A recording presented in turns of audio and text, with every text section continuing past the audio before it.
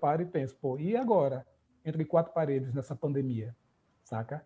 Então, é bem complexo. Vamos lá, Fabiano. Ângelo, boa noite a todos e todas Boa que aqui noite. estão.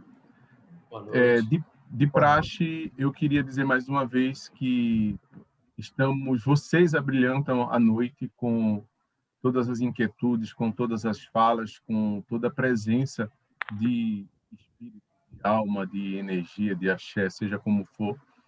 E esse momento está sendo registrado, né? Desde quando a gente começa as primeiras falas, para a gente poder gerar informação e conteúdo, na verdade, o suporte para essa memória que é criada, tá? A ideia é que, mais à frente, como o Ângelo bem colocou, no avançar do projeto, a gente consiga subir todo esse conteúdo no site que está sendo desenhado exclusivamente para acolher todas essas informações que aqui estão, todos esses diálogos. E para dar início ao nosso processo, eu queria só colocar o videozinho de abertura, que é o que traz a apresentação, né, do dia de hoje, e aí a gente dá início à palestra propriamente dita, pode ser? Então, tá ótimo.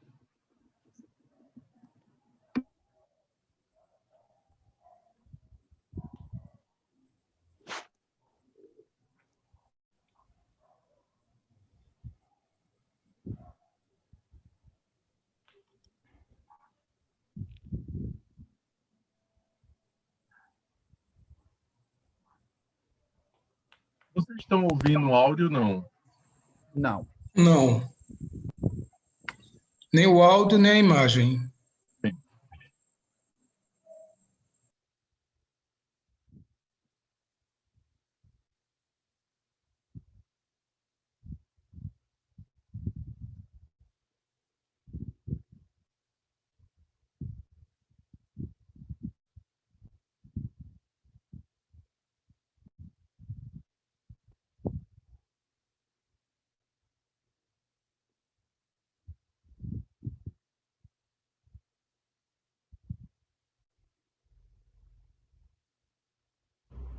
Olá, eu sou o Gé Oliveira, sou ator, diretor, dramaturgo, estudante de Ciências Sociais na Universidade de São Paulo, a USP, um dos fundadores do Coletivo Negro, um grupo que existe há 12 anos na cidade de São Paulo, pesquisando as questões estéticas e raciais, e também sou ator, diretor-geral e produtor do espetáculo Gota d'Água Preta, uma adaptação do Chico Buarque e do Paulo Pontes. A gente vai se encontrar, gostaria de convidar todas as pessoas para pensar um pouco sobre a reconstrução cênica do Brasil pelo viés racial. Então gostaria de convidar todas e todos para a gente se encontrar amanhã, dia 9 de outubro. Um abraço, até breve.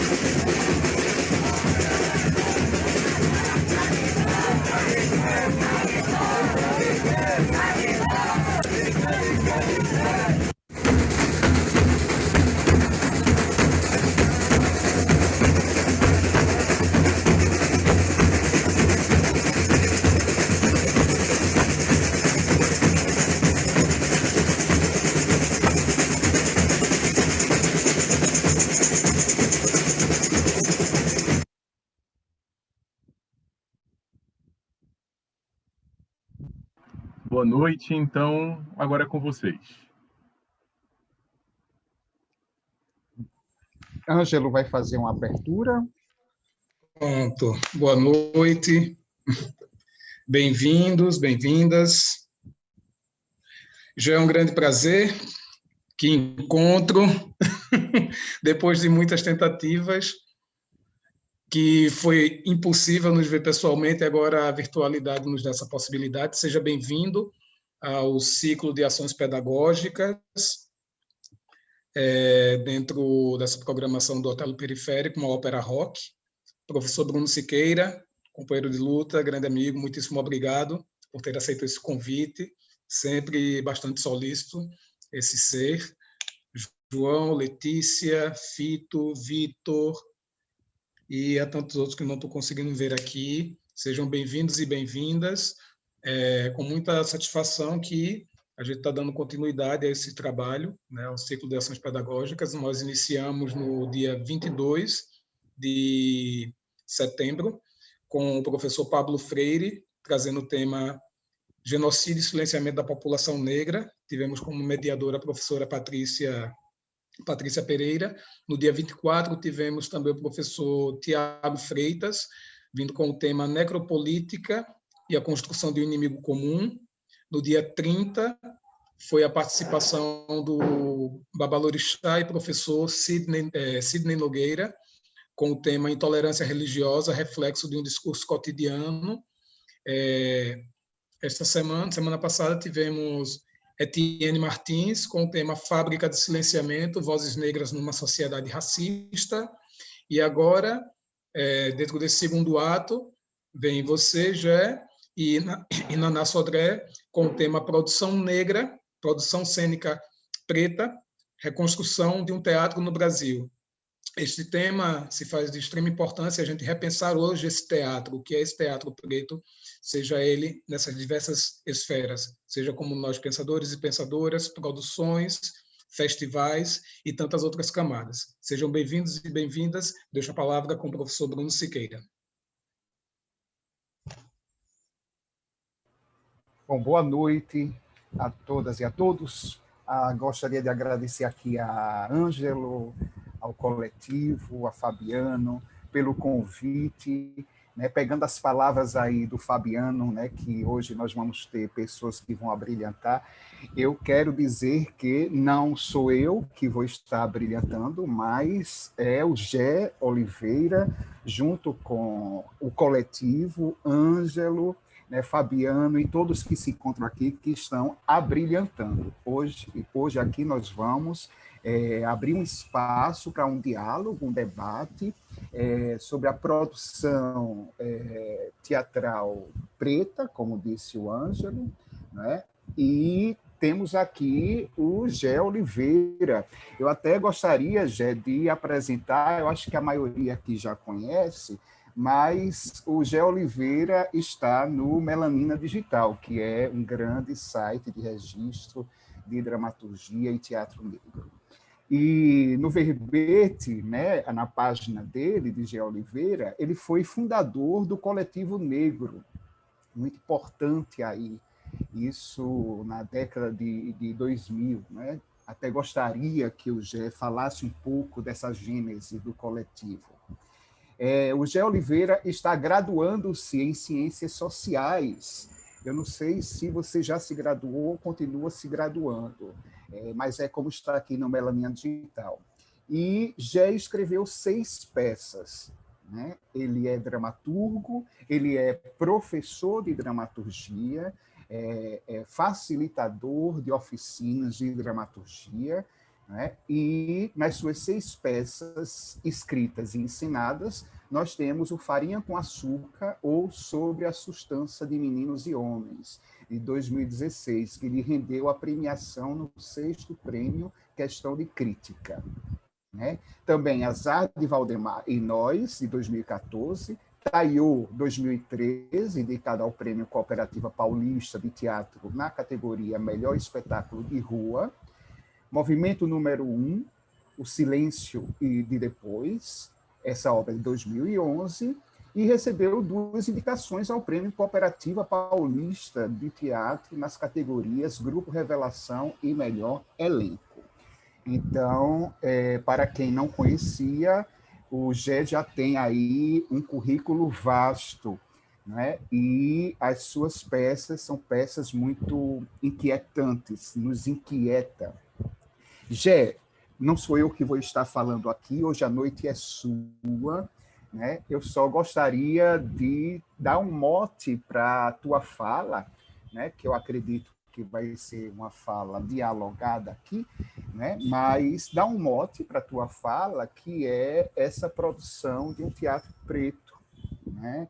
Então, a gente vai ver na política editorial, né, no mercado editorial, o teatro negro, né, que foi publicado neste século, primeiramente pela editora Javali, reúne diversas peças, diversos textos, e temos aqui o livro Dramaturgia Negra, né, editado aqui pela Funarte, organizado por Eugênio Lima e Júlio Ludemir.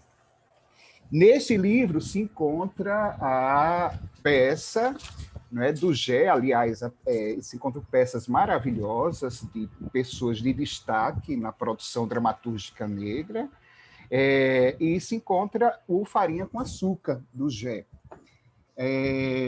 Então, nós temos aí inúmeras linhas para uma discussão, mas eu te dou um mote aí para a gente refletir um pouco o que é que a gente está entendendo, o que é que você está entendendo, o que é que você está propondo, né, com o chamado teatro negro, teatros negros, né? Aqui, essa mesa, né, essa discussão aqui, esse encontro está discutindo uma nova forma de se fazer teatro, né, a reconstrução do teatro. Eu me pergunto se a nossa vibe está sendo, né, de fato, uma nova forma de construção, né, uma reelaboração ou uma destruição do teatro tal como nós conhecemos. Que também é uma opção de alguns artistas. Então, eu abro espaço para te ouvir, né, e para que todos possam ouvir a tua experiência. Gé, é contigo. Ô, gente, que emocionante. O vídeo de apresentação, tudo tão cuidadoso, né? Desde o primeiro contato com o Ângelo, a quem eu agradeço muito a lembrança, o diálogo, a troca e o convite, tudo muito respeitoso, muito cuidadoso. Queria agradecer mesmo, muito obrigado ao coletivo pós-traumático, desejo sorte, né, e força para essa nova empreitada. Bruno, né, que eu tive o prazer de encontrar na última apresentação do Gota d'Água, inclusive, nunca mais teve Gota d'Água depois daquilo. Foi em março, né? Antes da pandemia, um pouquinho antes. Eu voltei, Gé, eu voltei para Recife e já estava com problema de avião, porque já estava fechando para a quarentena. Foi por pouco, quase que a gente não apresenta, inclusive. Foi a última apresentação que teve no SESI da Paulista, foi essa peça. E parece que o teatro vai fechar, então já pensou? Uma pena. Enfim, e boa noite, né, para todo mundo que está aqui com a gente, todas as pessoas. Boa noite, muito obrigado por estarem aqui. Vamos conversar, né? Poxa, Bruno, várias questões você traz aí, né? Acho que, talvez começando pelo final, acho que é importante dizer que essa coletânea, vamos dizer assim, né, que a Funarte lançou, é muito interessante de pensar em paralelo com a outra coletânea anterior que a gente tem de textos montados pelo Teatro Experimental do Negro, né, que chama Drama para Negro e Prólogo para Brancos. Essa coletânea de textos é muito interessante porque é todo o repertório do Teatro Experimental do Negro e não tem, com exceção do Abdias do Nascimento, nenhuma pessoa preta na autoria dos textos. E isso é muito significativo, sobretudo pelo dado histórico e racial que isso traz. E depois, em caráter de comparação, a gente percebe que nesse outro livro que a Funarte acabou de lançar, só tem pessoas pretas como autores e autoras. Isso é, sob qualquer ponto de vista, muito, muito, muito importante para a história cênica do país. E mais um outro paralelo interessante é que também tem uma Medéia nos dois livros, né? Tem o Além do Rio, né, do Agostinho, no Drama para Negro, Prólogo para Brancos, que é uma releitura da Medéia, e na coletânea atual da Funarte tem a Medéia Mina Gege, que é um texto do Rodinei Borges.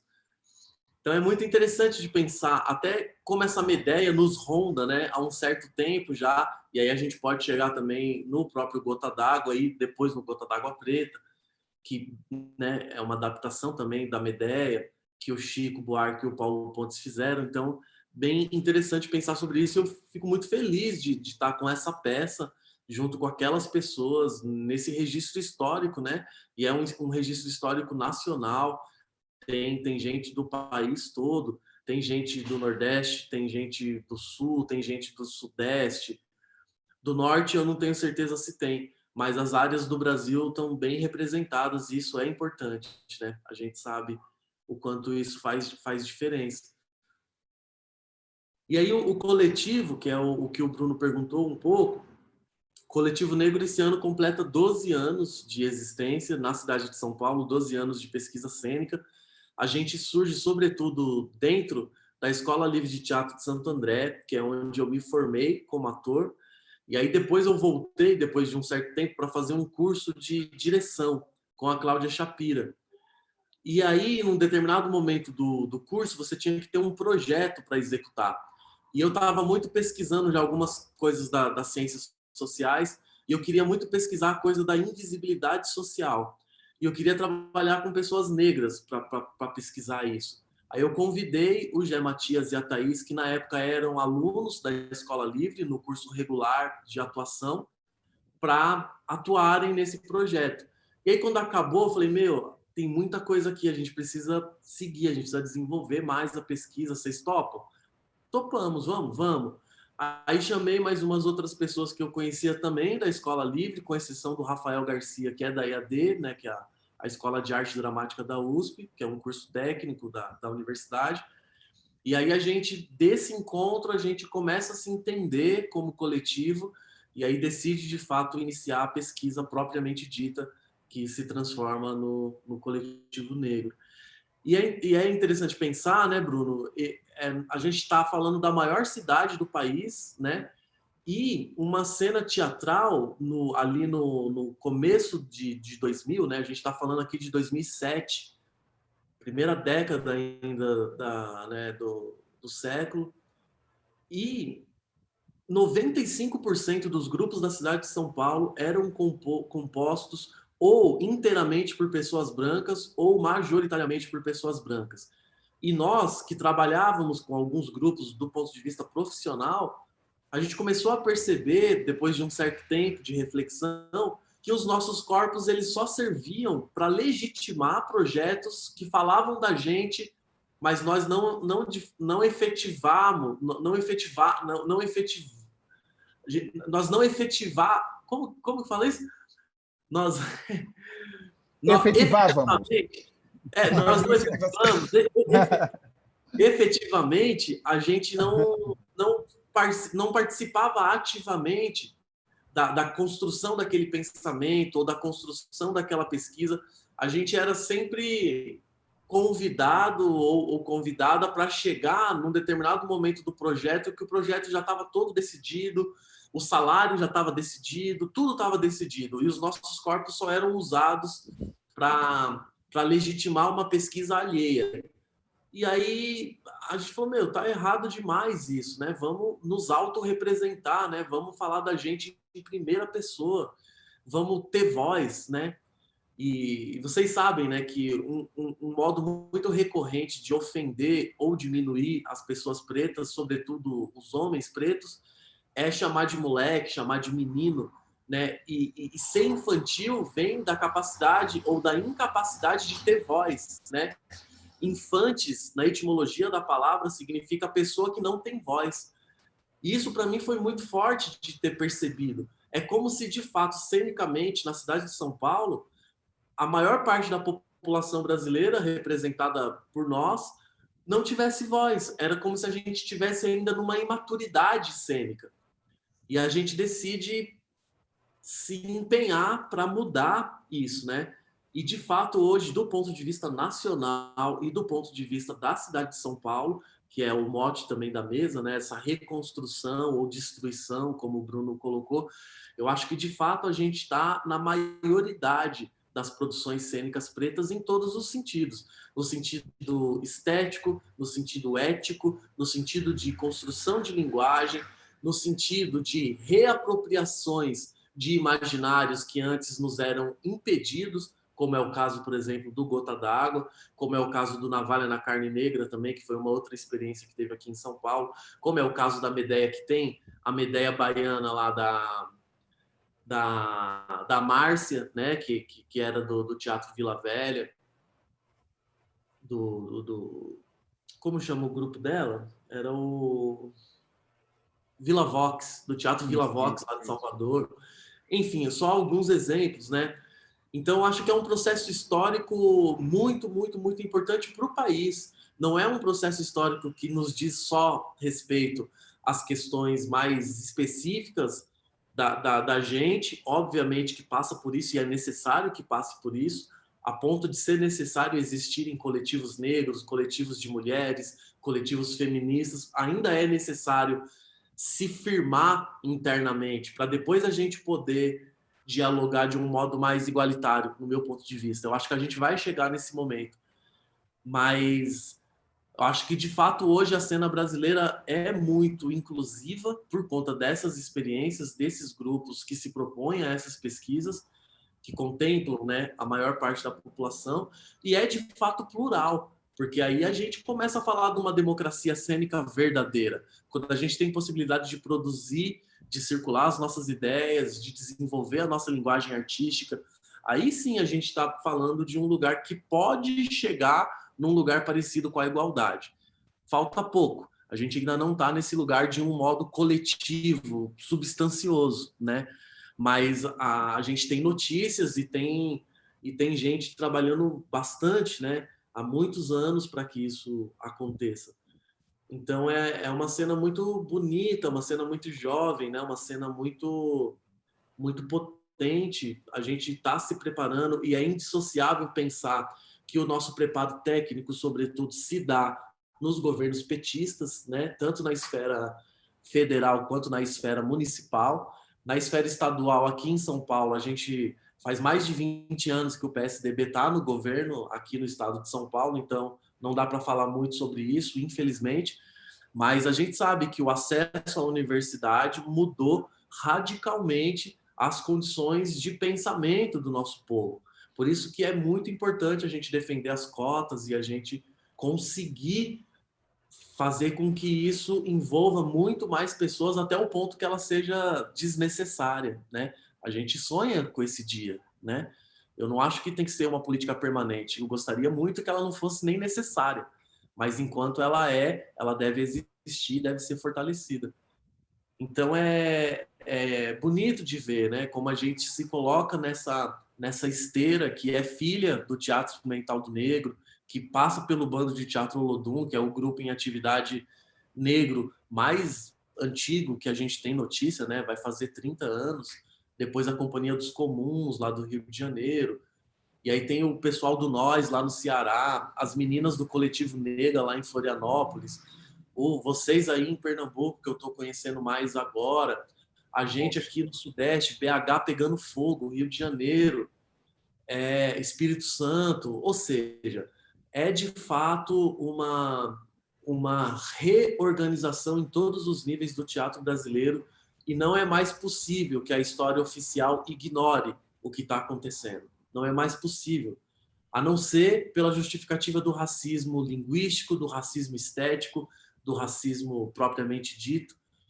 Se não for por essa via, não tem como você desprezar o que está acontecendo nesse país. E qualquer pessoa minimamente honesta deveria agradecer o que está acontecendo nesse país, porque de fato a gente está trabalhando na inclusão, na pluralidade, a gente está de fato trabalhando por valores democráticos, né, em todos os níveis. E isso é muito importante para o país, né?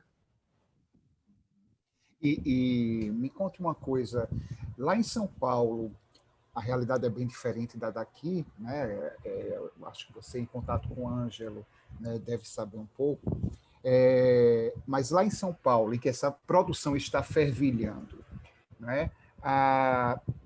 Como é que é a relação entre os grupos de teatro negro, em termos de pensar politicamente o teatro, como é que nós devemos interferir aí nas políticas públicas, né, nas leis de incentivo, como é que tem sido aí essa frente de batalha dos teatros negros em São Paulo? Teve uma vitória bem importante o ano passado. Ano passado ou 2018, hein? Agora eu tô até na dúvida. O que foi o primeiro fórum, né, o primeiro fórum de estéticas negras da cidade de São Paulo, que foi organizado coletivamente, mas sobretudo é necessário que se diga isso, encabeçado num primeiro momento pelos Crespos, né, ali pela Lucélia e pelo Sidney, que é o grupo da cidade mais antigo, né, vai fazer 15 anos nesse ano. E aí depois teve uma organização coletiva que fez esse primeiro fórum acontecer. Então, a gente já tentou outros tipos de organizações, a gente já tentou fazer uma mostra, a gente já tentou propor debates regulares. É um pouco difícil de realizar. É um pouco difícil porque todo mundo faz muita coisa para sobreviver, precisa angariar muitas frentes, e às vezes fica difícil dar conta de mais alguns empenhos. Mas a gente tenta, minimamente, a gente tenta estar próximo, a gente tenta dialogar, a gente acompanha, obviamente, a produção de um e de outro sempre. Agora, eu acho, Bruno, que de um modo geral, por isso que é muito importante o que a Lorena fez, o que você faz, o que as pessoas de pele preta que a gente conhece vêm fazendo do ponto de vista da criticidade do pensamento. Eu acho que, de um modo geral, a gente precisa avançar nisso.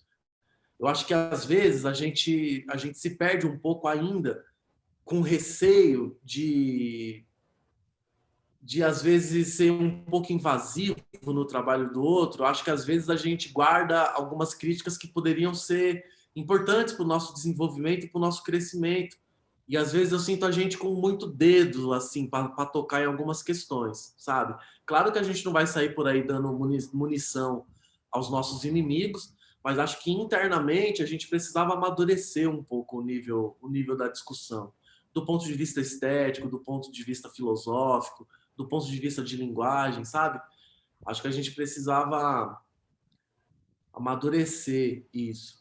E aqui em São Paulo não para de surgir grupos, né? Felizmente, acho que nem dá mais para contar quantos grupos tem preocupados com as questões raciais, e grupos acessando a lei de fomento, que é uma lei muito importante para o país e para a cidade, né? Uma lei exemplo para o país. E os 3 grupos mais antigos já acessaram essa lei mais de uma vez, e também foi uma lei importantíssima para o nosso desenvolvimento, falando de coletivo negro, importantíssima. Sem essa lei, a gente não teria condições de se debruçar exclusivamente sobre a linguagem, sobre o estudo, sobre o treinamento, e essa lei proporciona isso, né? Então, é muito importante. Por outro lado, nas bancas, são 7 pessoas que são escolhidas, né, por cada edição. Cada ano tem 2 edições. Então, são contemplados por volta de 26 grupos em um ano. E é uma lei, para quem não conhece, né, voltada para teatro de pesquisa continuada. Então, o grupo tem que ter, no mínimo, 3 anos de atividade de pesquisa para poder concorrer. E aí, 4 integrantes da banca são indicados pela Secretaria Municipal de Cultura, incluindo nesses 4 o presidente ou a presidenta da banca, e os outros 3 são indicações da sociedade civil organizada artisticamente. Para vocês terem uma ideia, até hoje, essa lei já vai para a sua 33ª edição, se eu não me engano, ela é de 2002, teve uns anos que ficou parada quando o Serra assumiu a prefeitura, depois voltou. Então, em 32 edições, quase 18 anos de história da lei, só 2 pessoas pretas fizeram parte de bancas. A gente está falando de 32 edições. Isso quer dizer 32 vezes 7, 14, vai 21, 22, 224 pessoas, só 2 são negras, fazendo parte das bancas que decidem o futuro de uma verba grande de dinheiro público, dinheiro nosso, de imposto de todos os cidadãos e cidadãs, e a gente não está decidindo. Representado. A gente não está representado. Isso é muito sintomático e muito, muito triste para a nossa realidade, porque isso não corresponde à potência da produção cênica que a gente tem.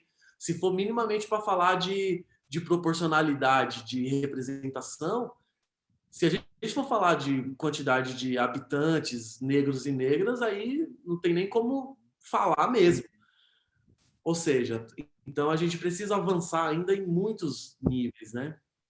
E São Paulo é uma cidade imensa, né? E pela sua amplitude absolutamente contraditória, né? Então existem aí choques políticos de uma forma que a gente vai ver, por exemplo, essa luta de vocês, né, lá em São Paulo, no Teatro Negro, né, conquistando cada vez mais espaço, em confronto com a realidade de um racismo institucional em que, para se decidir, né, qual a verba para onde vai ser dirigida a verba, existem 2 pessoas apenas negras, né, sendo representadas. Mas, Gé, eu queria saber um pouco, eu acho que também o pessoal, do teu trabalho como dramaturgo, né? A dramaturgia que você escreve e a dramaturgia que você ensina ou proporciona, vivencia junto com estudantes, enfim. Fala um pouco dessa dramaturgia, Gé. Fala um pouco da tua peça que foi premiada. É uma peça muito boa, cara, muito boa. Mas vamos lá. Ótima questão, né? Então, Bruno, eu começo a escrever oficialmente, assim, já escrevia antes mais poesia e música, né? Sou compositor também.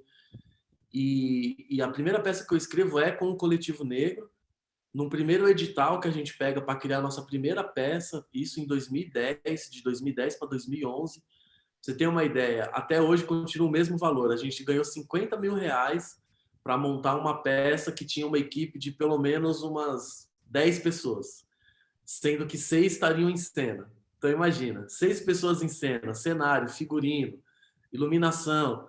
Aí você fala, puta, mas 50 mil para a realidade brasileira é dinheiro para caramba, mas para montar uma peça e pagar 10 pessoas para um processo de 1 ano e meio, levantar uma peça, 50 mil é muito pouco. Não dá para viver com isso, por exemplo, né? Não dá para você ficar 1 ano e meio vivendo com R$200. Não dá. E era o que a gente ganhava. Era R$200 por mês, uma ajuda de custo para poder fazer as coisas. E aí eu decido escrever essa primeira peça e vou para a direção também junto com o Flávio. Então eu escrevo e a gente dirige juntos. E as outras pessoas do coletivo, a Aisha, a Thaís, o Jefferson, o Matias e o Rafa atuam na peça junto com 2 músicos. Desde sempre a questão da música ao vivo é muito presente no nosso trabalho e nesse trabalho não foi diferente. E aí, para você ter uma ideia, a gente está falando de 2010 para 2011, eu tenho até hoje o manuscrito de 80% da peça que eu escrevi à mão, porque eu não tinha nem computador.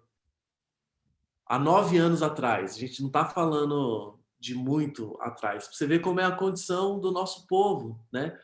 Aí o grupo comprou um computador para mim e falou, se você vai escrever, você precisa de um computador, minimamente. E aí eu fui pagando, durante 1 ano, eu fui pagando esse computador para o grupo, né? Fui devolvendo o dinheiro. Eu tenho muito carinho por essa história, porque acho que na base do grupo de teatro, né, como a gente conhece, tem que ter muito afeto, né? Se não tiver afeto, não é possível viver coletivamente dentro de um grupo que é uma mini sociedade, né? E ali nesse momento de começo foi tudo muito bonito nesse sentido. Tinha muito respeito, muito afeto. A gente decidiu se formar internamente, né? Tanto que eu escrevi minha primeira peça bancada nesse sentido pela confiança das minhas parceiras e dos meus parceiros, assim como a gente também confiava neles atuando e nelas atuando. E isso tudo na base do afeto e da confiança, né? Sabendo que ia errar, mas que íamos aprender. E justamente isso também se deu, Bruno, porque a gente olhou para a cidade de São Paulo e a gente queria chamar pessoas da pele preta para trabalhar com a gente nesse primeiro momento, na direção, na dramaturgia, em outras funções que não estar em cena, e não tinha. Tinha só o Zé Fernando, que já tinha dirigido Os Crespos, então para a gente não era interessante repetir essa mesma esperança, e a gente sabia da Grace lá em BH, da Grace Passou, que pela distância territorial, inviável. E a gente falou, olha que precário, né? Que absurdo. Então vamos se formar, vamos bancar o nosso empenho para a gente desenvolver essas funções internamente, vamos. E assim que eu viro dramaturgo, né? E aí depois dessa experiência vieram outras peças com outros grupos, inclusive outras linguagens que também e você me interessam. ensinava seus textos? Oi? Você ensinava seus textos? Não, só no Coletivo Negro.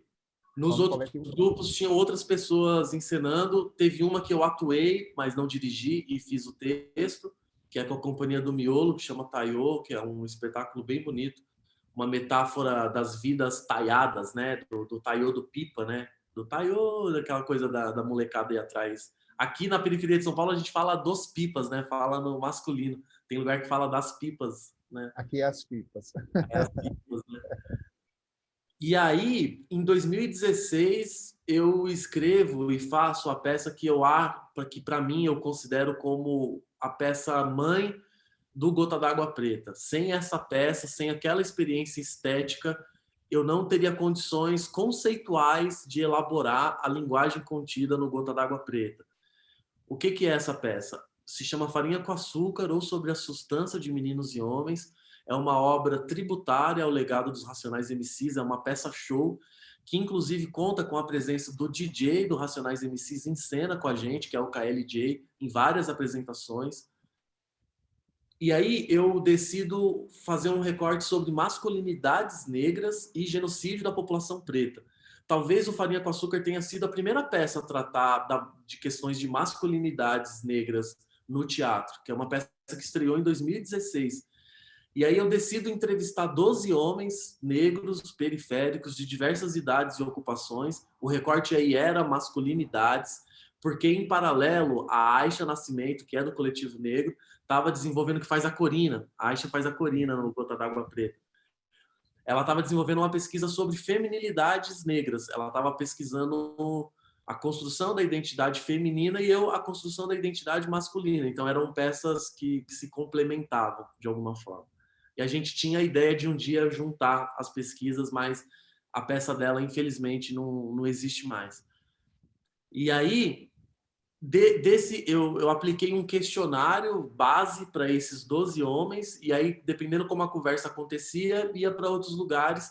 E eu fui destacando dessas conversas partes que eu julgava de representatividade coletiva de uma construção de identidade negra, e fui construindo a dramaturgia a partir disso.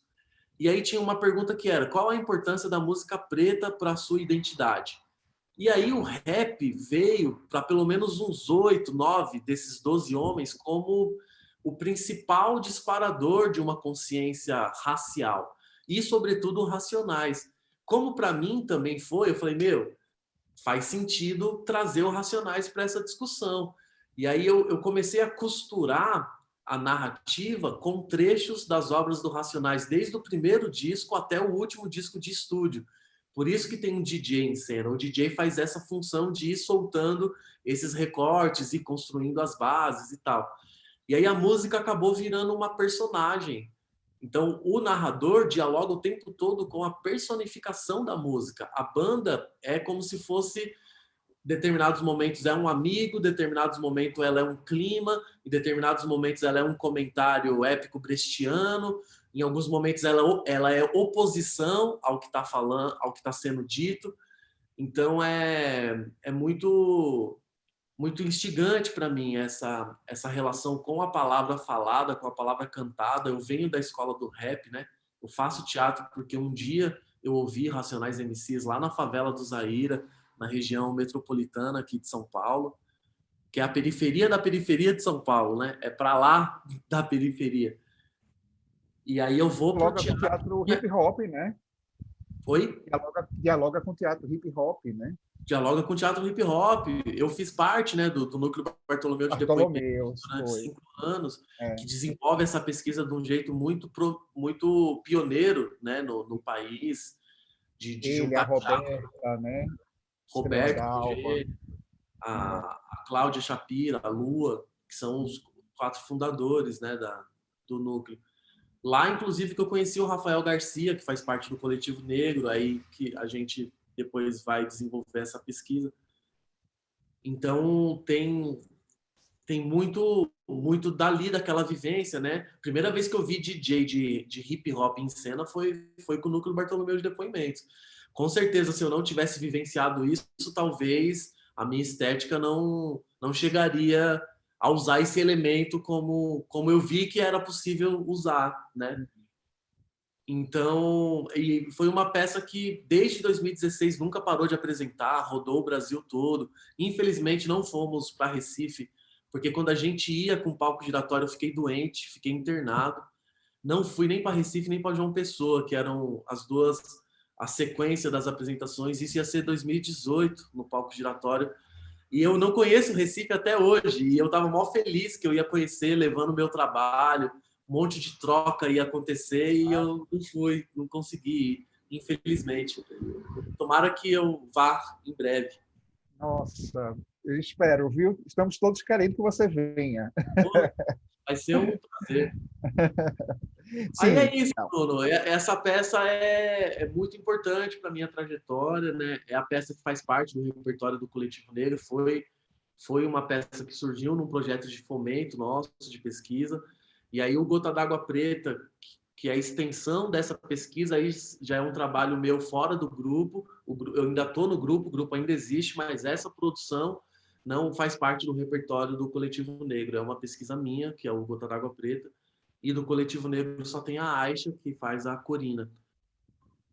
E aí também é uma peça que está tendo uma trajetória muito bonita. Estreou em 2019, né? Em fevereiro de 2019. E no caso aí, o Farinha com Açúcar, eu acho que foi a peça que te fez compreender que você, né, era um dramaturgo, que você tinha o que dizer, que você tinha o que falar, isso te fortaleceu enquanto artista, enquanto dramaturgo, né? E aí eu acho que isso já faz uma ponte com o Gota d'Água, que aí você volta a dirigir, né? E esse processo de direção, tu podes falar um pouco com a gente como foi o encontro com o texto do Chico Buarque, por que montar o Gota d'Água, né? De repente nós temos aqui o nome Gota d'Água Preta, né? E aí a gente vai ver o Navalha na Carne Preta, e a gente vai ver um Black Brecht, né? E aí essa retomada do elemento negro para textos clássicos, né? Seja da dramaturgia nacional, seja da dramaturgia internacional. Me fala um pouco aí desse processo. Poxa, só uma coisa antes, Bruno, para quem se interessar, na pandemia, o Sesc São Paulo começou a desenvolver, não sei se vocês têm acompanhado, experiências na quarentena, e o Farinha com Açúcar faz parte disso bem no começo da experiência do Sesc, foi tipo em maio. E já mudou bastante a característica, né? Quando eu fiz, a câmera tinha que ficar parada, aquela coisa toda, então quebrei a cabeça para ter dinâmica, né? Aquilo, mas para quem se interessar, tem uma releitura pandêmica da peça no YouTube. Só colocar Sesc São Paulo, entra lá no canal do YouTube do Sesc São Paulo e vai achar lá o Farinha com Açúcar. Dá para ter uma ideia. Claro que é outra coisa, mas dá para ter uma ideia. Foi como eu conheci, né? Foi como eu conheci, porque eu não tive a oportunidade de assistir. Viu lá. Pois é. E tem coisas na internet também, dá para achar. Aí, o Gota d'Água, Bruno, foi justamente isso. O Farinha com Açúcar, ele me sugou de uma tal maneira, do ponto de vista criativo da escrita, que eu não conseguia mais escrever nada. Apesar de eu saber bem o que eu queria dizer, mas eu não conseguia materializar isso em palavra. Aí eu fui reler textos da dramaturgia nacional que eu gostava. E aí fui reler o Gota d'Água, isso em 2017. Aí eu falei, não é possível que isso aqui nunca tenha sido feito por pessoas pretas. Não é possível. Isso precisa ser montado amanhã com pessoas pretas, porque é o retrato fiel do país neoliberal que a gente está vivendo, flertando com a ditadura o tempo todo, desde que esse governo assumiu. E quem está pagando o preço de tudo isso é a gente, é o nosso povo preto, né? Os homens sendo assassinados pelo ponto de vista do Estado e as mulheres sendo assassinadas quase sempre pelo ponto de vista dos companheiros, né? E o Gota d'Água trata de tudo isso de um modo muito, muito, muito lindo e potente. Eu acho que é um dos textos mais lindos do mundo, sem exagero, assim. Quem já leu sabe que é muito bem escrito. Além de tudo, é inteiro rimado, do começo ao fim, o que também já me liga de novo com as canções, com a minha pesquisa com a música. Então, Gota d'Água, para mim, foi assim, uma luva, encaixou como uma luva. E aí eu começo a pensar em montar imediatamente após eu ler novamente. Isso final de 2017. Aí, no começo de 2018, eu chamo a Jussara Marçal, cantora e hoje atriz, né, do Metá Metá, que não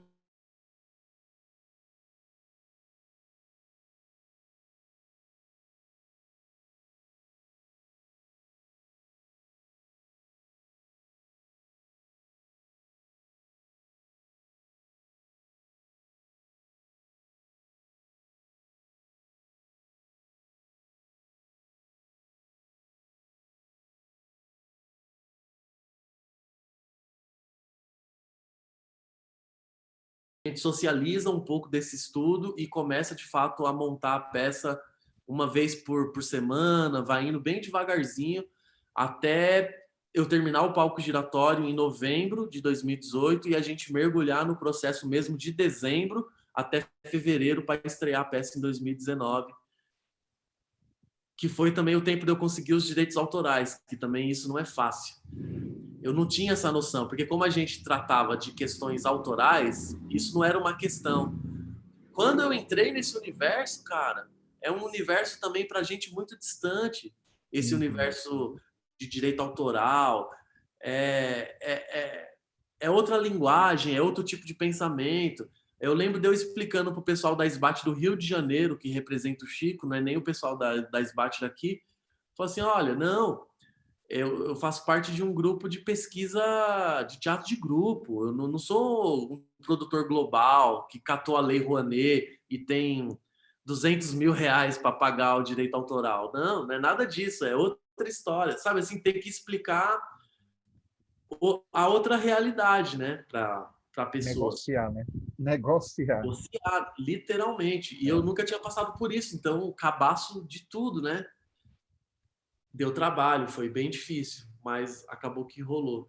Porque a montagem anterior do Gota d'Água, que teve uma projeção, né, nacional, é a montagem da Laila Garran, né, junto com o Alejandro, que é o Gota d'Água a seco.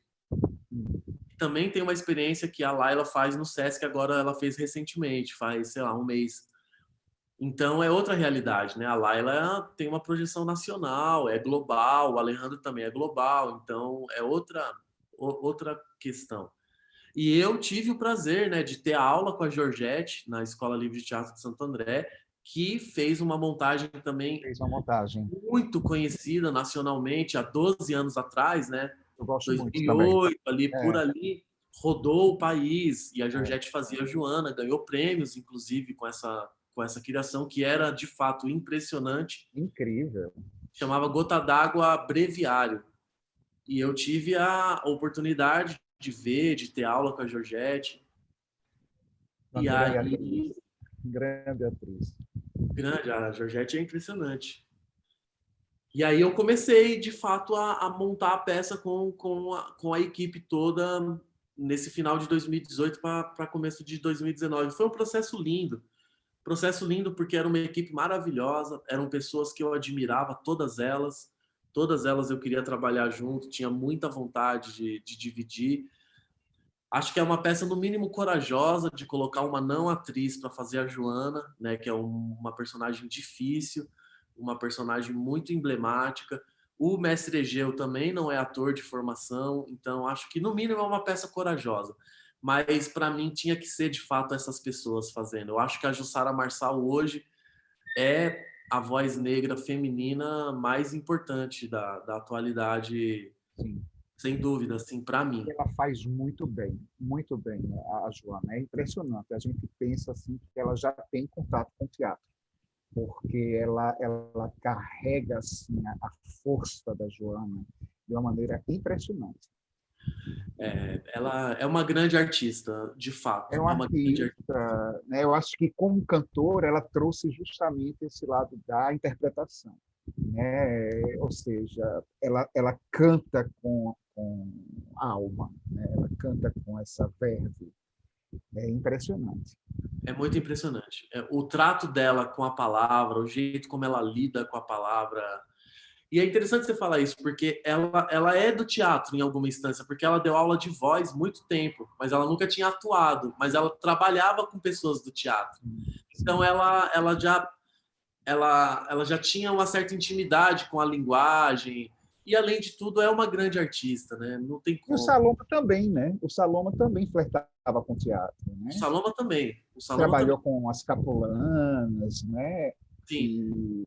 E eu me lembro dele no Itaú Cultural, naquela ocasião do debate promovido por conta dos Corfos, né?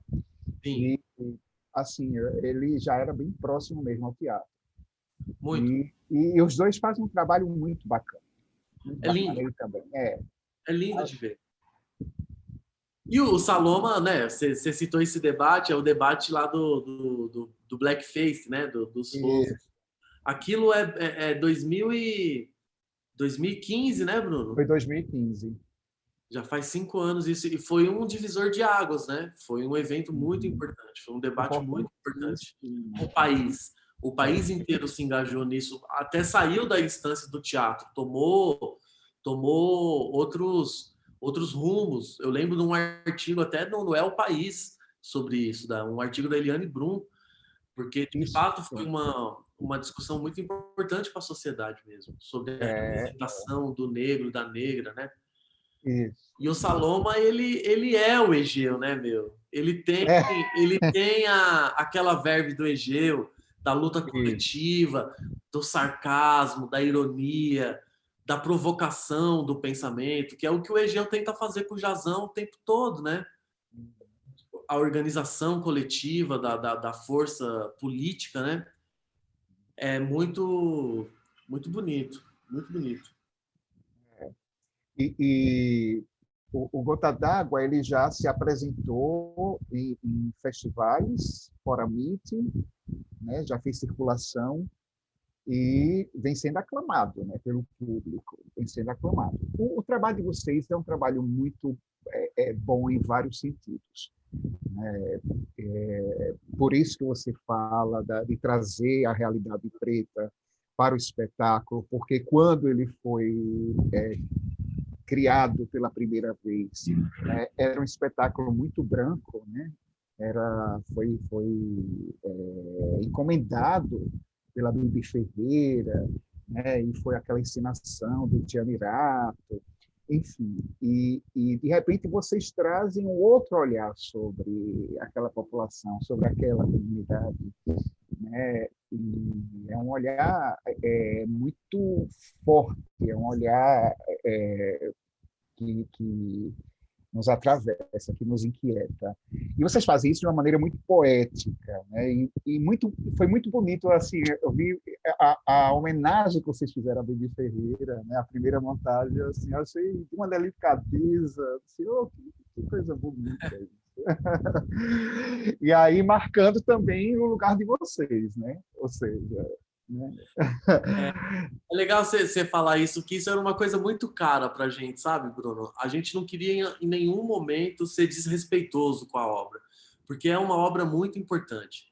E é uma obra que diz respeito em várias instâncias àquela época, os problemas daquela época e alguns problemas daquela época que são os nossos ainda.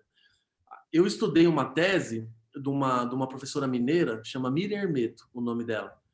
E nessa tese ela já aponta que algumas críticas da época da peça, da década de 70, em algum lugar já pensavam a inadequação da Bibi Ferreira fazendo aquela personagem, pelo ponto de vista do social, não do racial, mas pelo ponto de vista do social, que era como a esquerda, de um modo geral, entendia aquelas questões, né? A questão racial estava a largo dessas discussões.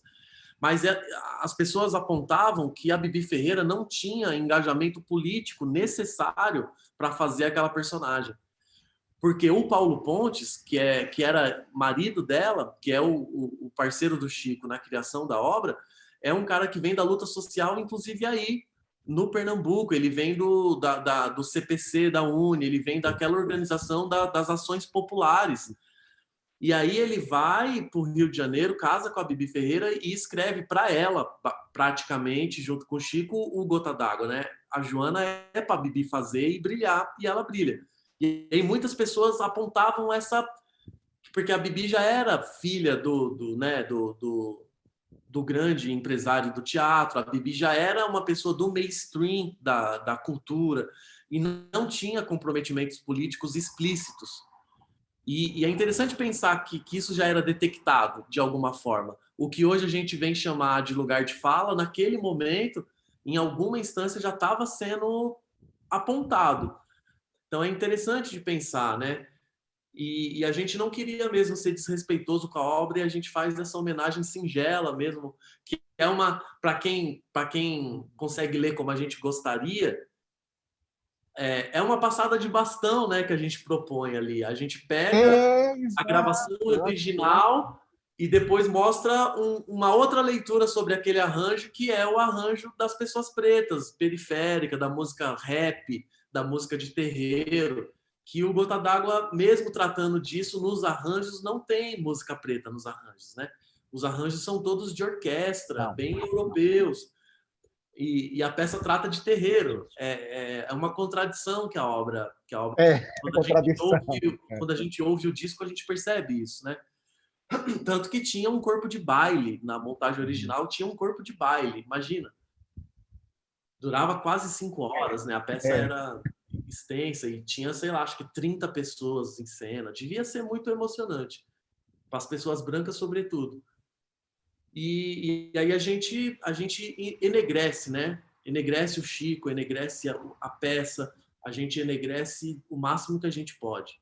O nosso Chico dialoga com Racionais, né? Dialoga com Bin Laden, com MC Bin Laden, dialoga com o funk carioca. O nosso Chico é um Chico da quebrada. Isso, é verdade. Olha, veja só, já são 9 horas, passa rápido também, né? Mas eu estou pensando um pouco na curiosidade dos ouvintes aqui, né? Das pessoas que queiram te fazer alguma pergunta, que tem alguma questão, né? Não sei o que é que você acha, mas vamos dar um espaço para que a gente possa abrir a discussão. Maravilhoso. Por favor. Falei pra caralho. Muito bom, cara. E foi assim, rápido, né? Agora que eu vi a hora, eu disse, eita, vamos ver aqui, abrir o espaço para o público. Então, gente, está aberta aqui a arena para que a gente possa dialogar, debater. Ô, Letícia falando, não vi nem a hora passar. Também não, total. É verdade. Passou rápido. Eu tenho uma inquietação, tanto para Gé quanto para Bruno. Tá? Bruno ele tem uma pesquisa, né, sobre o teatro negro, e aí se expande, se amplia para as questões das diásporas e também o aspecto da América Latina. Tá? E aí, Gé e Bruno, eu tenho uma vivência bem interessante com a América Latina e também tenho dialogado com bastantes grupos, companhias, artistas, pretos e pretas da América Latina e das mais diversas diásporas. E aí o coletivo negro Gé, ele tem...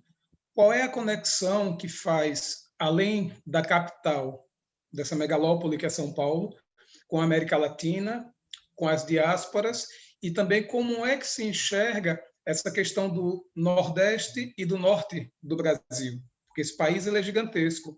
Então, assim, por exemplo, vocês não conseguiram vir até aqui. Sabemos das questões dos custos, da logística, sobretudo quando vocês também trabalham com uma questão com um quadro gigantesco, né, com uma equipe grande, né, que tudo isso aí faz com que o teatro em si ele já é caro, que é R$50 mil para uma equipe de 10 pessoas, né? Não é absolutamente nada, quando vendo de um modo geral. E aí, gostaria de saber como é a relação com a América Latina, com outros coletivos. E aí também, Bruno, também puxo para tu, como é que você consegue ver toda essa questão, essa nossa distância e, ao mesmo tempo, esta desconexão que o Brasil e, sobretudo, o Nordeste tem com a América Latina e com a relação com essas produções pretas de afora. E também como é que te chega? É isso. Gé,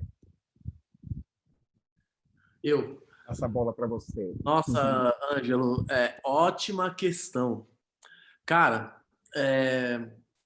começar pela parte mais fácil, que é a relação com a região norte e nordeste do país. A gente tinha uma coisa muito forte, né, que era o Fórum de Performance Negra lá em Salvador, né, que unia o Brasil todo para discutir as nossas produções na dança, no teatro. Isso era muito importante. Eu tive a oportunidade de participar de 2 fóruns. E ali a gente conseguia fazer muitas conexões do ponto de vista nacional, interno, né, de pessoas pretas, produzentes pretos e pretas. E já faz uns 2, 3 anos que não tem, né, do ponto de vista nacional. Eles fizeram edições menores, mas só lá mesmo para quem era de Salvador ou estava ali perto. E aí isso enfraqueceu muito o movimento, né? Então é difícil manter essa conexão justamente pelas distâncias mesmo que você está dizendo, né? É curioso, né? Porque muita gente fala que a gente vive no paraíso financeiro aqui em São Paulo da produção cultural. Em algum lugar isso é verdade, porque é a maior cidade do país, então arrecada muito imposto. Um pouco desse imposto acaba voltando. Deveria ser muito mais, mas ainda é melhor do que a secura que a gente sabe que tem no país. Mas de um modo geral, é muito mais fácil vocês descerem do que a gente subir. A gente só consegue subir se tiver, por exemplo, um palco giratório da vida, do Sesc, ou essa experiência que o bando fazia lá em Salvador. Porque nós mesmos, para circular, por nós mesmos é impossível, não dá, é muito caro. E como a produção aqui é muita gente, é muito mais concorrido conseguir o acesso ao palco giratório, por exemplo. Então, vocês, como tem menos grupos, fica mais fácil, entre 1000 aspas, de vocês descerem, porque aqui, como eles têm mais dinheiro, o Sesc consegue trazer mais coisa de fora do que levar daqui para aí, por exemplo. Então, nesse sentido, a gente se beneficia também da possibilidade de ver as pessoas aqui e as pessoas aí veem pouco as coisas daqui, porque a gente sobe menos. E isso é ruim, né? Então fica difícil essas conexões. Eu fui ter a possibilidade de fazer algumas conexões porque eu participei uns 2, 3 anos de um projeto do Sesc que chama Sesc Dramaturgias. E aí eu fui para várias regiões do país. Fui para o Pantanal, fui para o Crato, fui para o Sul, fui para o Nordeste, né? Fui para o Maranhão, fui para Fortaleza, fui ali para o Ceará. O Maranhão é norte, nordeste, depende, né? Então, eu consegui fazer várias conexões, mais do ponto de vista individual do que do ponto de vista de grupo.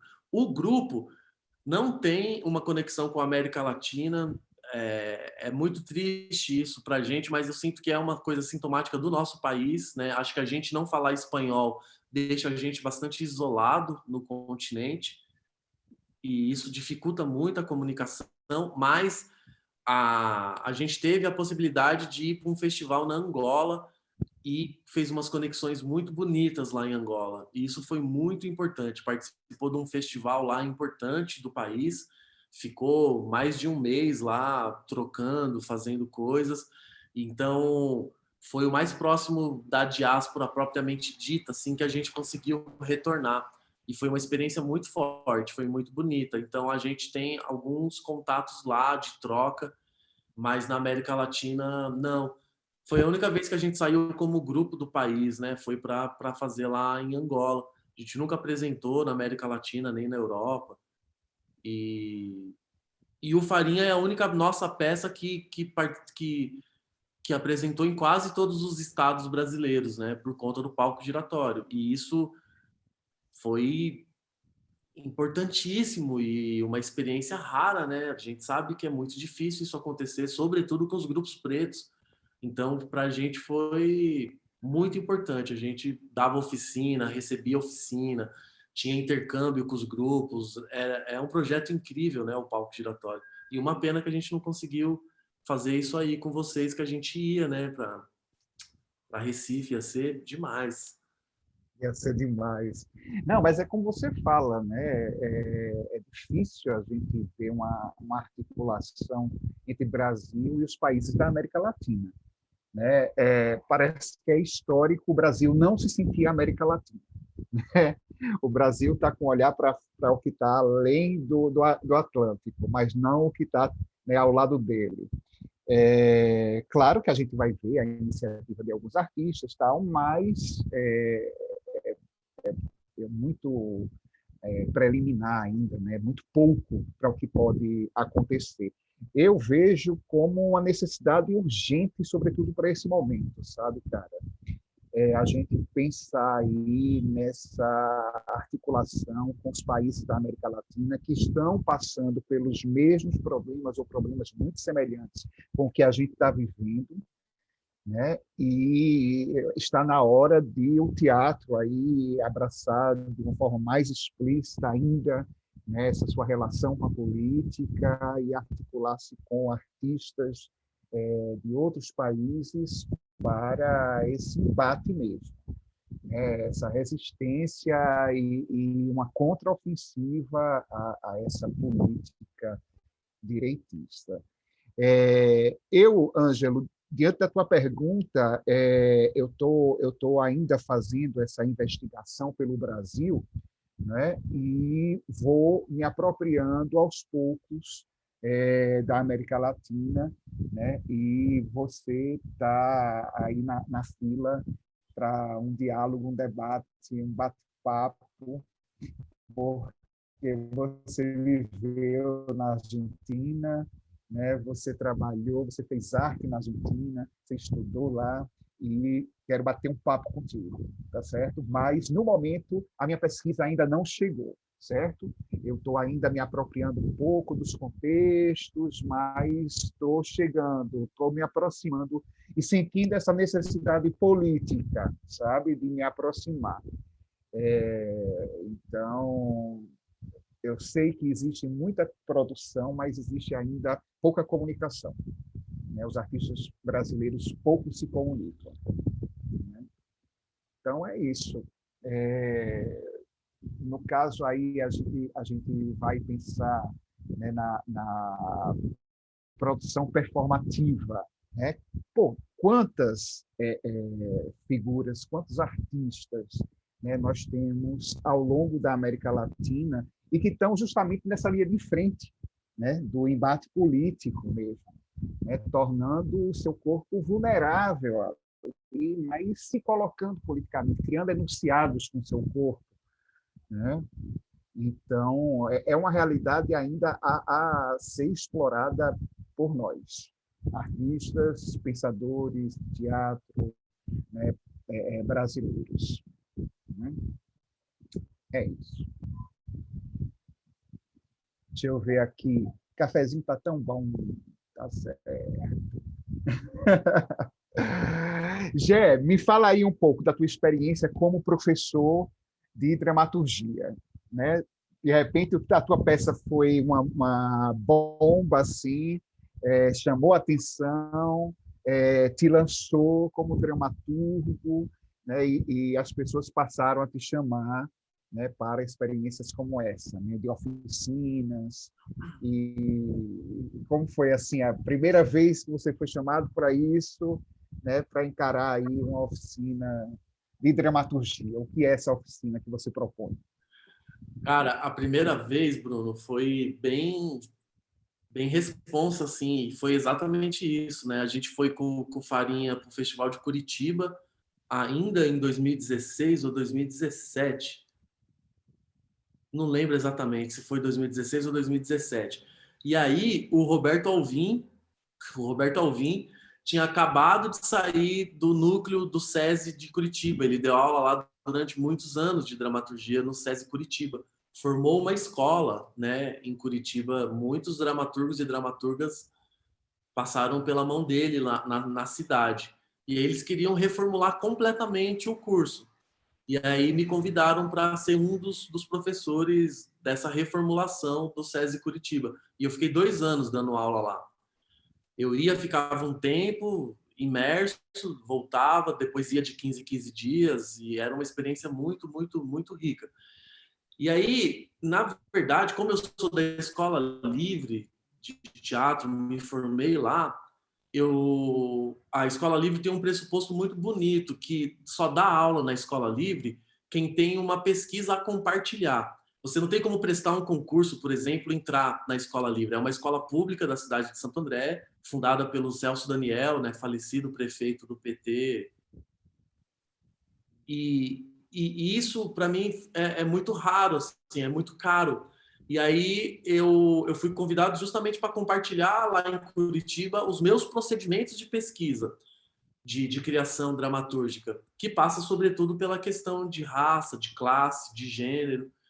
E aí eu compartilhava um pouco do meu processo, né? Compartilhava um pouco da minha bagagem conceitual, algumas coisas que eu achava importante serem lidas, algumas coisas que eu achava importante serem vistas, procedimentos de criação que eu realizava, a relação da pesquisa com a canção. Então, eu criei um conceito que eu uso que chama dramaturgia musical, e não dramaturgia de musical, mas eu gosto muito de analisar as dramaturgias musicais das canções. O que faz a canção bater na gente como bate, né? Quais são os elementos que estão ali além da letra? Obviamente a letra é muito importante, mas além da letra, que compõe essa dramaturgia musical. E como que a gente pode se apropriar disso para fazer dramaturgia no teatro? Eu acho que a música tem muito a ensinar a gente. Sobretudo os grandes narradores que a gente tem na música popular brasileira, né? Entre eles o Mano Brown, o Chico Buarque, o Caetano, o Gil, a Elis como intérprete, a Nara Leão, a Elza Soares. São grandes narradores e narradoras, né? E tudo ali pautado e pautada nas canções. Então eu bebo muito nisso, e aí eu vou compartilhando esses procedimentos, né? Do como a música brasileira. E é claro, as produções musicais brasileiras mesmo, falando aí de musical, desde o Arena Conta Zumbi, ao Teatro Opinião, o próprio Gota d'Água, a Ópera do Malandro. Ou seja, a gente tem uma escola de teatro musical de esquerda, de poesia popular brasileira, que é das melhores do mundo. Das melhores do mundo. A gente tem passado, né, nessa pesquisa. Então, eu passo por todos esses processos, até chegar nas produções contemporâneas, né? Que dialogam com essas produções que eu citei. E aí, dei aula na Escola Livre também, dei aula na Escola Livre de Teatro de Santo André depois. Para mim foi muito importante voltar para lá como professor, um dos poucos professores negros também da instituição, e é uma escola que, para mim, tem muita importância o que eu vivi ali. Foi uma experiência muito forte e muito determinante para mim. Eu tenho muito carinho por aquele lugar e é uma experiência muito linda. Eu tenho ótimas referências. É linda, é uma escola muito importante. Aí a música está sempre presente nesse seu processo pedagógico também. Você leva a música para o processo de criação, você trabalha com essa interface entre o drama e a música. Os alunos também são convidados a mergulhar nesse universo. Sim, né? sim. E aí, sim. Não, desculpa, não precisa ter conhecimento musical nem nada disso. Era isso que eu ia perguntar. Não, e nem ser compositor ou compositora, não. A sensibilidade. Oi? Trabalhar a sensibilidade. Isso, aguçar um pouco a escuta para elementos que estão juntos com a letra, que faz a dramaturgia da música acontecer, né? E isso pode nos servir no teatro. E aí a gente também vai estudar historicamente a função que a música já teve, a dramaturgia musical já teve nessas produções importantes que foram históricas, né, para a nossa luta progressista no país, né? Desde do Opinião, que eu acho que é o primeiro mais forte, até o próprio Gota d'Água. O Teatro Oficina, o que seria do Teatro Oficina sem a música, né? Não é possível. O bando de Teatro Olodum sem a música também não é possível. A cultura preta sem a música não é possível, né? A cultura preta, a música é determinante para a nossa existência. É determinante.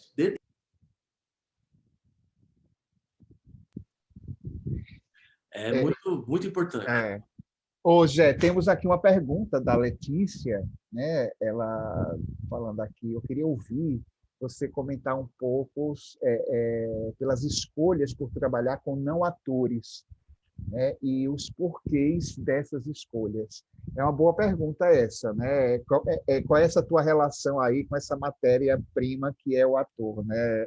O ator que não é ator, né? Como é que é isso? Só me dá um segundo, só para eu abrir a porta aqui. Claro.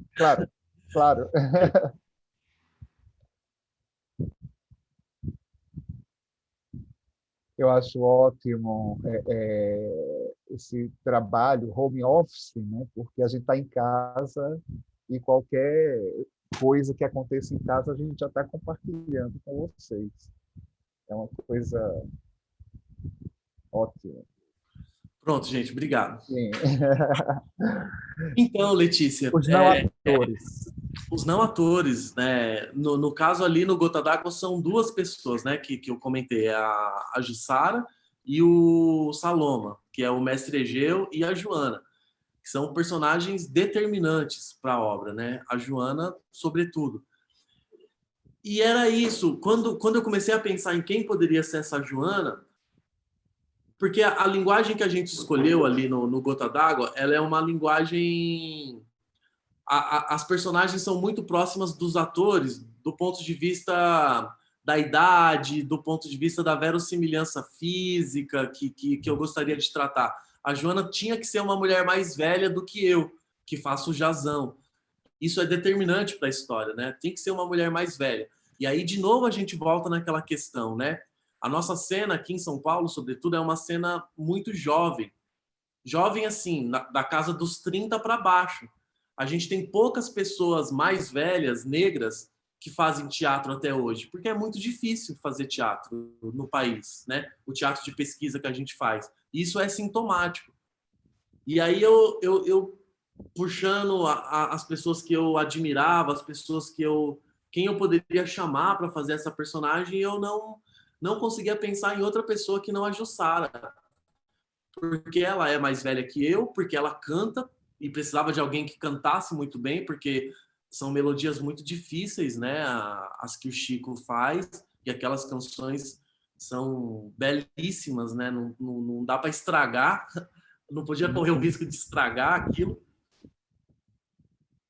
Então eu fiz uma escolha. Eu preferi garantir a questão musical e o trato com a palavra que ela tem na pesquisa musical dela. Então, eu intuí que ela daria conta de fazer a personagem, mesmo que, do ponto de vista técnico da atuação, algumas coisas ficassem fragilizadas.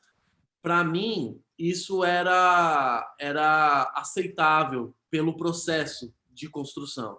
Eu achava mais valioso as coisas que eu sabia que eu ia ganhar do que as coisas que eu sabia que eu poderia perder. E eu banquei essa coragem. E ela também, como uma grande artista que é, eu me lembro de uma coisa muito importante que ela falou. Uma das primeiras coisas que ela falou assim, Jé, a gente não tem compromisso com nada, né? No sentido de ter que chegar a algum lugar. Eu falei, não, Ju, não temos compromisso com o erro. Aí ela, nem com acerto, né? Aí eu, não. Sabe? É isso. É uma pessoa inquieta artisticamente. E acho que até a coisa de fazer uma coisa que ela nunca tinha feito instigou ela a querer fazer. Porque é uma pessoa realmente muito criativa, muito instigada. A Jussara realmente é uma artista muito especial. Muito, muito mesmo. Eu já achava isso antes de ser amigo dela, antes de trabalhar com ela, só comprovei. E o Saloma, a mesma história.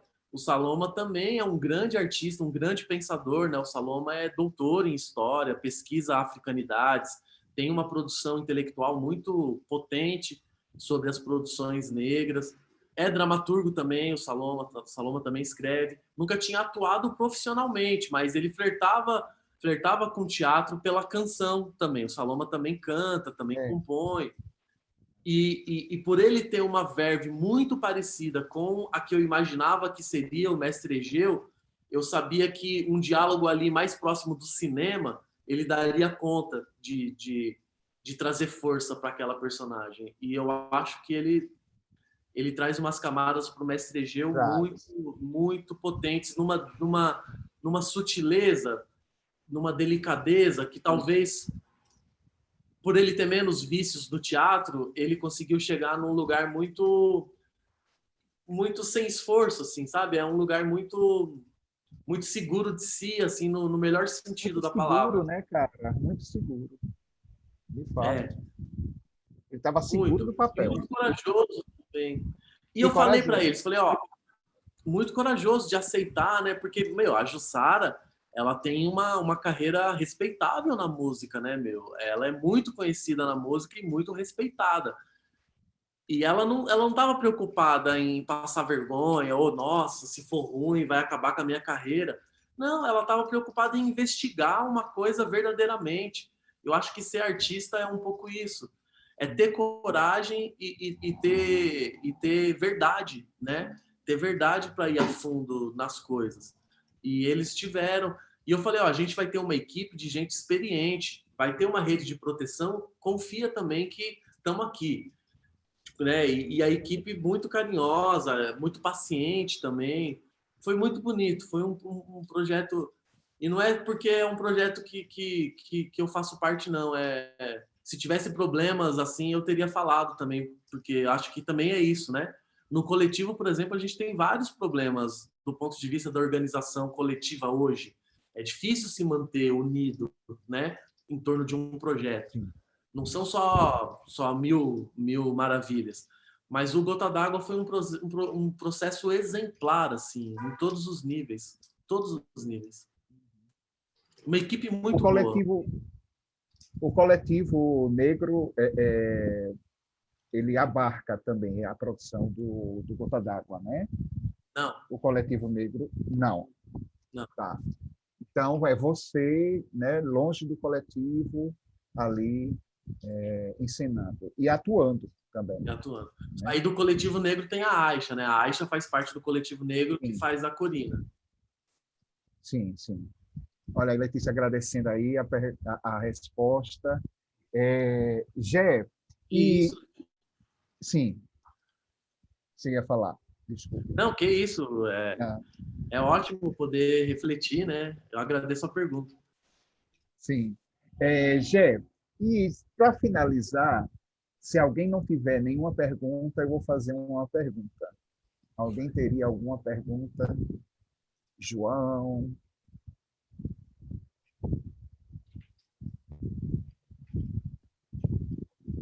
Clóvis. Agora. Enquanto o Gé falou sobre as dificuldades Fabiano, de atuar, né, dentro de, seja na região que ele faz parte, ou em outras regiões, e até em outro país, eu estava lembrando de suas atuações.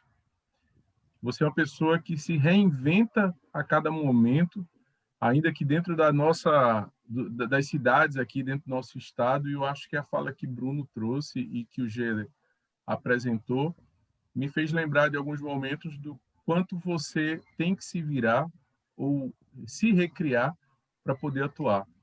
E eu queria saber, se for possível, é claro, dentro desse cenário aqui, até onde você se encontra nessa fala que o Gé traz aqui para a gente, né? Na hora em que ele está dialogando ali com o Bruno, e eu me lembrei de uma conversa que nós tivemos no ano passado sobre como você se reinventa para poder estar presente, se fazer presente e levar a sua arte. Queria que você trouxesse um pouquinho disso. O Gé. É o Gé? Você pergunta, Não, né? o Clóvis. O Clóvis. É. Clóvis, foi pensando em você essa pergunta, Clóvis. Ele foi pego de surpresa, ele estava só assistindo. Então, Clóvis, venha participar conosco aqui falando da sua experiência.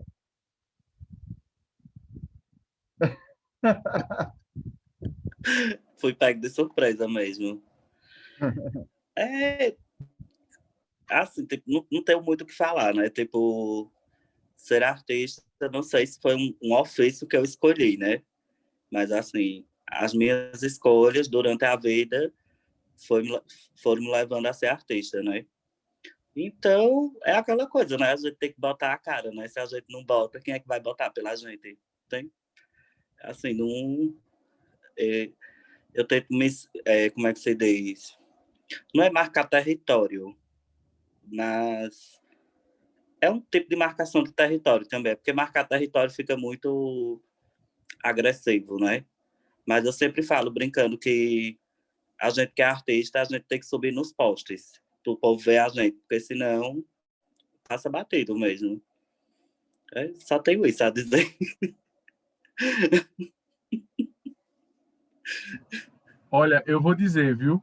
Clóvis, quando começa a trazer as dificuldades e compartilhar os desafios dele, ele vai além. Mas eu acho que... E eu trouxe, sabe, Clóvis, essa percepção sobre o seu fazer, porque foi numa performance que você estava atuando ano passado, né? Que depois dessa performance nós conversamos, e você trouxe, né, essa dificuldade de se fazer presente, né? Eu acho que essa história de marcar o território, sim, a gente entende de alguma forma o cuidado que você traz nessa frase, mas eu acho que marcar território, como o Gé colocou, né, se fazer presente em outros territórios é um desafio de fato. Clóvis, eu acho que você é de Garanhuns, não é isso? Sou daqui, nascido e criado. Perceba, Garanhuns faz parte aqui do agreste pernambucano, né? Mas ainda assim a gente encontra os desafios de deslocar-se ou nos deslocarmos dentro da nossa região. Então, eu acho que, de alguma forma, trazendo a sua fala sobre quanto tornar-se, quanto dirigir uma peça, fazer escrita, pensar financeiramente nisso, né, com recursos tão limitados, e ainda entender que isso não é para todo mundo, ainda que se queira, é uma coisa que também fica registrado como um desafio para quem está produzindo e fazendo arte aqui no nosso país. É isso, era só essa observação que eu queria trazer. E por fim, Gé, você vai fazer uma pergunta, Ângela? Vá. Sim, faça. Quando o Bruno trouxe nessa questão da dramaturgia, e aí, Gé, também já conheci um pouco do seu trabalho, já dessas questões dos livros ainda, das publicações da Funarte, e de estar pesquisando, sim, sobre a produção negra nesse país. E aí, quando você traz essa experiência da sua vivência, né, musical, do rap, ao mesmo tempo eu fico me perguntando como é que se dá o processo mesmo da escrita, partindo da questão da própria inspiração, vide a questão do acesso da periferia, as pessoas que te têm acesso, como essas pessoas também te inspiram, além dos teóricos, além da própria escola, porque é muito bonito quando você fala, eu fui da escola, uma época eu fui ator, anos depois eu volto como professor, e aí você demarca, você diz, não havia até então professores profissionais negros nesse lugar de destaque. Então, quando me vem essa questão desse protagonismo mesmo, porque está aí, né? Somos pretos e pretas, estamos por trás, a dramaturgia também é uma opção, mas está por trás, acabamos dando a visibilidade para outros e outras, e nós, como co-criadores, muitas vezes não somos vistos, né? Porque às vezes o dramaturgo, a dramaturga está ali, é o texto de fulano e tal. Ok, mas quem é fulano? Quem é cicrano? Porque não sabe o trabalho que é conceber personagens, seja uma ficção, seja baseados em fatos reais, ou seja uma grande anedota. Então, querendo ou não, também aí a gente vê esse aspecto desta invisibilidade. Então, há essa poética. Aí eu fiquei curioso mesmo de saber como é que se dá esse processo dessa inspiração, sabe? Seja ele desde o âmbito da teoria, do âmbito geográfico, da influência da música, dos amigos e etc. Seria isso. E aí, quer que eu faça já a minha pergunta, Gel? Você responde primeiro e depois eu faço. Deixa eu fazer primeiro, Bruno, falar primeiro, porque é muita coisa. Eu queria comentar um pouco também o que o Clóvis falou, eu esqueci o nome do outro rapaz, que é do pós-drama. Fabiano. O Fabiano. Que é muito isso, né, Clóvis, a nossa realidade, né? Eu nunca sonhei ser artista, nunca imaginei ser artista, não fazia parte do meu imaginário. Eu tinha 2 primos que se aventuraram uma época a ser uma dupla sertaneja, mas não foi muito para frente. Naquela época ali, né, década de 90, Chitãozinho e Chororó, Zezé de Camargo e Luciano, aquela época, Tunico e Tinoco ainda existia e tal. E um desses primos fez teatro um tempo, mas eu não consegui ver. Eu nunca tinha visto ele em cena. E aí o teatro também foi acontecendo na minha vida muito por acidente, assim, porque eu venho de uma região que é o ABC Paulista, né, que o tracejado para nossa trajetória, no máximo, era fazer Senai e virar metalúrgico, né? Não é à toa que o Lula está lá em São Bernardo do Campo, porque faz parte dessa região do ABC, é onde as metalúrgicas todas estão. E isso era o máximo da ascensão na década de 80 e 90 que uma pessoa do ABC podia imaginar. Era ser operário. E o meu pai foi operário, né? Minha mãe foi empregada doméstica, o meu pai foi operário. Se conheceram no trem e no trabalhar.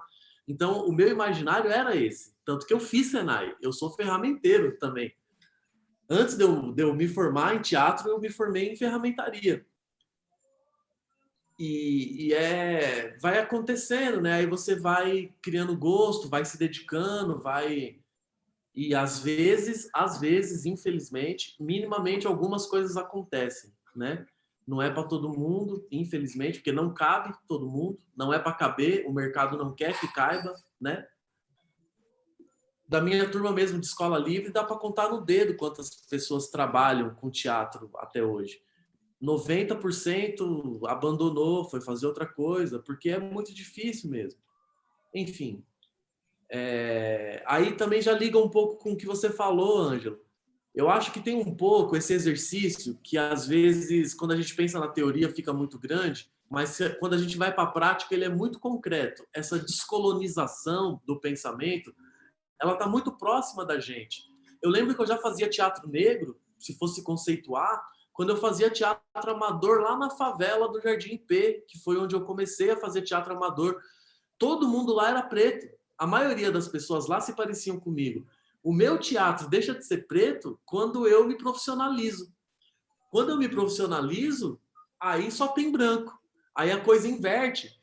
Então hoje é como se eu estivesse resgatando o que eu já era, que é aquele verso do Mano Brown, né? E a maioria por aqui se parece comigo, falando da periferia, né? E aí um dia eu estava pensando nessa minha trajetória. De fato, eu estava entre iguais a maior parte do tempo.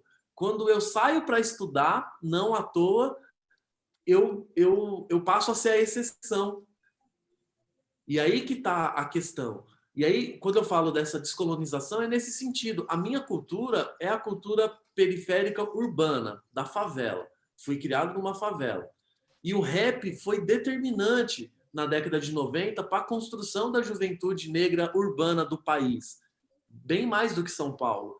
E o Racionais foi o responsável por isso, né? Com Sobrevivendo no Inferno, ali, Diário de um Detento. Qualquer pessoa pode odiar o Racionais, mas todo mundo sabe que existe o Racionais.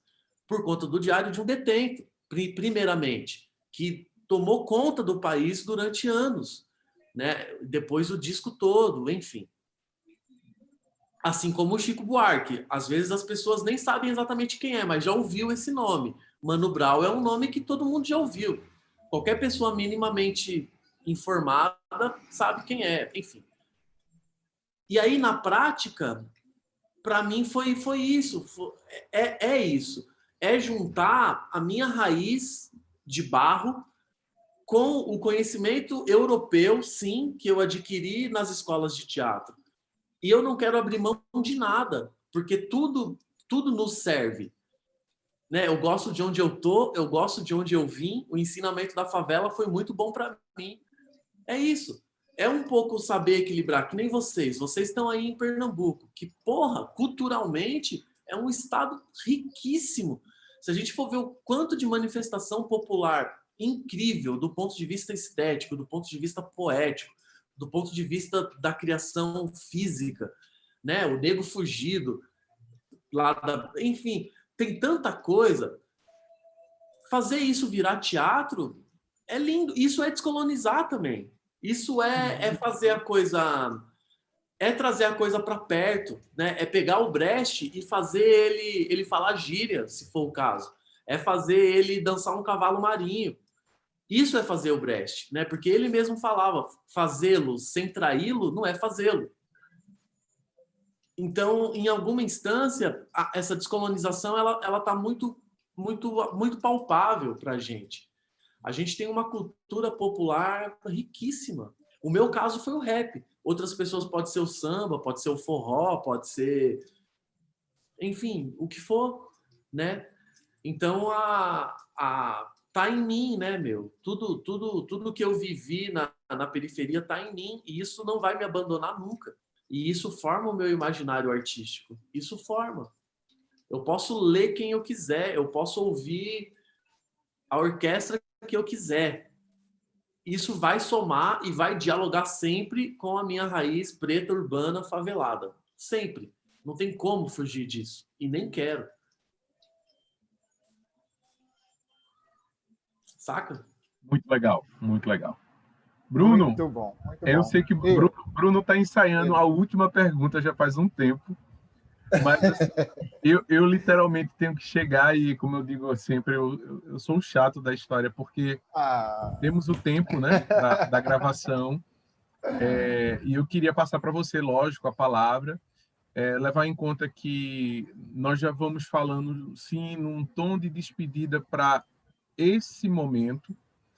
Eu repito sempre que o virtual é real, e uma das possíveis vantagens do virtual é que, se não for nos livros, se não for nas células, se não for em doações, pelo menos no mundo eletrônico, enquanto ele existir, nós propagaremos essa fala. Então, desde já, eu agradeço a presença. Bruno, você é uma pessoa próxima que está aqui e a gente tenta dialogar. Ângelo tem mediado isso. Gê, sinta-se em casa. Entenda que o nosso Estado é uma nação, ou a nossa cultura é uma nação, então, seja como for, você é acolhido aqui dentro. Agradeço a presença de todos e todas. Ângelo, eu passo a bola do pós-traumático para você nesse momento, tá?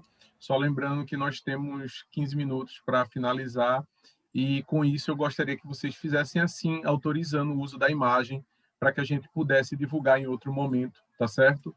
Porque isso aqui vai para o site mais à frente, e daí para frente a gente vai divulgar e avisar vocês que essa produção vai estar disponível para outras pessoas e para aqueles e aquelas que não puderem estar aqui. Obrigado, Ângelo. 15 minutos é o tempo máximo, tá? Até mais. Ok. Mas o Bruno não teria algo antes? Não, eu ia fazer uma pergunta ao G, né, que talvez seja um convite às suas últimas palavras, né? Por hora, por hora. Então, G, é muito, muito bom ouvir você falar e ver assim, esse percurso, né?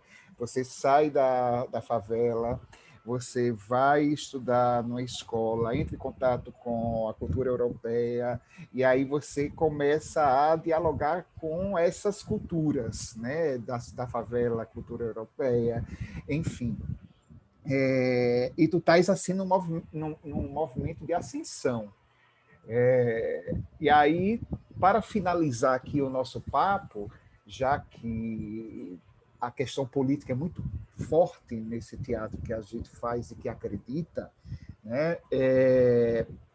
Tu pensas assim em algum projeto futuro de repente retornar à favela, né? E dialogar com o que tu conquistasse, com aquela galera que ficou ali, trazer as culturas diferenciadas para que haja um diálogo entre a cultura delas e as outras culturas. Tu pensas em futuramente fazer isso? E, por fim, obrigado aí, e prazer imenso estar aqui contigo. Obrigado, Ângela, obrigado, Fabiano. Sim, ô Bruno, eu tive o prazer, quando a minha cidade, que é Mauá, completou 60 anos de emancipação política, eu dirigi um projeto com a molecada, sobretudo do hip hop, sobretudo da dança. Eles eram dançarinos de breaking e nunca tinham atuado também. E a gente fez lá um processo rápido, mas muito bonito com eles e elas. E aí tinha alguns MCs, tinha mais esse pessoal da dança. E para mim foi muito importante voltar lá na minha cidade para fazer esse trabalho com eles. Foi muito, muito importante. Um projeto muito singelo, um resultado artístico muito singelo e honesto, sabe? Muito bonito. Eu quero, sim, desenvolver mais aprofundadamente essa relação lá com a ABC. É que, infelizmente, as condições elas são muito ruins, né? É muito ruim, é muito precarizado. E aí a gente precisa também bater as carteiras, né, em outros lugares para se manter vivo. E aí dificulta um pouco, mas é uma vontade, sim. Eu quero fazer mais, preciso fazer e vou com o maior prazer, assim. Não é nem obrigação, é porque eu acho necessário e é um lugar de onde eu vim. Eu me sinto bem lá, gosto daquelas pessoas e quero estar lá. É muito importante. E também, poxa, queria agradecer muito, muito mesmo o Ângelo, né, que fez essa ponte aí comigo, muito, muito atenciosamente, muito carinhoso. Agradecer aí o Fabiano, o pessoal do grupo, agradecer sua condução sensível, Bruno, e muito inteligente. Muito obrigado pelo respeito, também pelas trocas. E desejar sorte para vocês e que a gente possa se encontrar fisicamente em breve, né? Ou aqui, ou aí, ou lá e cá, e seguir, né, nos diálogos, nos fortalecimentos. Contem comigo, que eu puder ajudar, estou aqui. E foi uma noite muito especial para mim. Para mim também, para todos nós, tenho certeza. Joia. Muito obrigado mesmo. Essas noites têm sido noites bastante bem distintas, né? Noites de muita busca de conhecimento, de provocações. E, Gé, muitíssimo obrigado pela atenção. Desde, acho que há um ano atrás, quando eu cheguei lá via Facebook, olha, falando do Encontro das Artes Cênicas de Camaragibe, houve a provocação e a utopia, sim, de querer poder trazer Gota d'Água Preta, mesmo sem assisti-la, mas pelo fato de ser gota d'água e preta, vindo com todo esse conceito que você, junto com todo o elenco, colocou, eu falei, caramba, Isso tem de ser visto, de uma forma ou de outra. Há de se ter uma rede que se traga. Sei que trabalhar com teatro é uma coisa caríssima, mas por que não sonhar? Por que não sermos utópicos? Pelo menos eu consigo viver de utopias, porque a utopia é algo tão inalcançável, mas quanto mais inalcançável é aquela coisa que eu vou correr atrás para poder tentar chegar. Sei que não vou chegar, mas pelo menos o primeiro passo ele é dado. Eu acho que esse é o primeiro passo. Aqui em Camaragibe, né, que é cidade da região metropolitana do Recife, realiza o Encontro das Artes Cênicas de Camaragibe. Está aí Fabiano junto também, que dá essa força. E é uma luta muito grande. Temos um teatro grande, há anos que estava fechado, voltou a abrir, fechou-se novamente, mas é um teatro que está aqui, cabe 402 lugares, é um palco de 12 por 9, mas ele está subutilizado. Estamos em uma cidade que, estrategicamente, é uma cidade muito próxima a Recife, tem um potencial cultural muito forte, mas é essa mesma problemática que nós encontramos nos grandes centros urbanos. Mas é isso, essa provocação que deixo. Vamos manter esse contato, vamos manter essa rede. O professor Bruno é um amigo já de outras datas, é um provocador arretado mesmo. Tá? Eu só tenho a agradecer. Também gostaria de relembrar que ontem nós tivemos o encontro com o professor Alexandre de Jesus, que trouxe o tema Violência Simbólica, Teatro e Performatividade em Fanon. Também foi um papo que poderíamos ter estendido a um largo tempo. Tá? Agradeço demais. Gostaria de relembrar que amanhã teremos um encontro com Naná Sodré, certo? Com o mesmo tema, produção cênica preta, reestruturação de um teatro no Brasil, tá?